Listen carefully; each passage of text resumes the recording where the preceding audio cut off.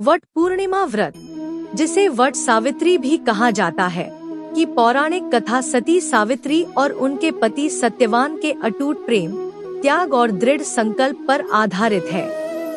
यह व्रत सुहागिनें अपने पति की लंबी उम्र, स्वास्थ्य और सौभाग्य की कामना के लिए रखती हैं।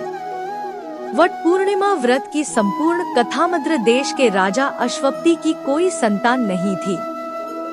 संतान प्राप्ति के लिए उन्होंने देवी सावित्री की कठोर तपस्या की। देवी सावित्री प्रसन्न हुई और उन्हें कन्या का वरदान दिया। राजा के घर एक कन्या ने जन्म लिया, जिसका नाम सावित्री रखा गया। सावित्री बहुत ही गुणी और तेजस्वी थी। विवाह के योग्य होने पर राजा ने उसे अपना वर स्वयं चुनने की अनुमति दी। सावित्री ने सत्यवान को अपना पति चुना, जो शाल्व देश के निर्वासित और अंधे राजा द्युमत्सेन के पुत्र थे।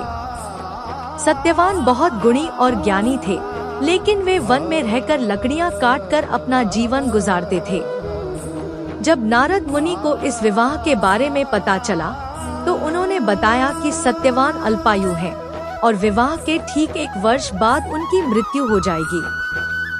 यह सुनकर राजा अश्वपति चिंतित हुए, लेकिन सावित्री अपने फैसले पर अटल रही और उसने सत्यवान से ही विवाह किया। विवाह के बाद सावित्री ने एक आदर्श पत्नी की तरह पति और सास ससुर की सेवा की। सत्यवान की मृत्यु का समय जैसे जैसे निकट आया, सावित्री ने 3 दिन का कठोर निर्जला व्रत रखा। आखिरी दिन जब सत्यवान जंगल में लकड़ियां काट रहे थे, तो उनके सिर में तेज दर्द हुआ और वे मूर्छित होकर पेड़ के नीचे गिर गए। तभी वहां यमराज, मृत्यु के देवता, अपने साथ सत्यवान के प्राण लेने के लिए प्रकट हुए। सावित्री ने यमराज से विनती की, लेकिन यमराज नहीं माने और सत्यवान के प्राण लेकर दक्षिण दिशा की ओर चल दिए। सावित्री दृढ़ निश्चयी थी और वह भी यमराज के पीछे पीछे चलने लगी। यमराज ने उसे वापस लौटने को कहा, लेकिन सावित्री ने कहा कि वह अपने पति के पीछे पीछे ही चलेगी। जहां पति वहीं पत्नी।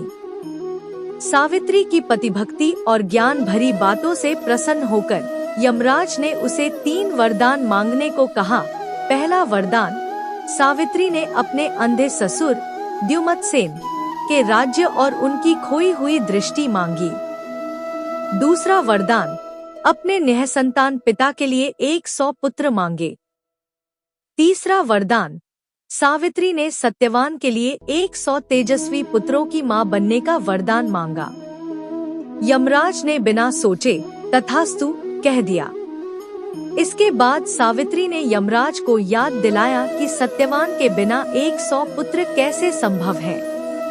अपनी बात में बंधे और सावित्री की दृढ़ भक्ति से प्रभावित होकर यमराज को सत्यवान के प्राण छोड़ने पड़े।